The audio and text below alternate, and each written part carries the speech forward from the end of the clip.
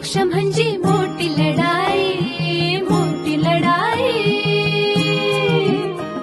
अन हत्याराचं फुलावाने घाव बिघाई, घाव बिघाई. मोक्ष म्हणजे मोठी लढाई आणि हत्याराचं फुलावानी घाव बिघाई. गळ्यामध्ये पडल त्याच्या माळी जयाची, गळ्यामध्ये पडल त्याच्या माळी जयाची.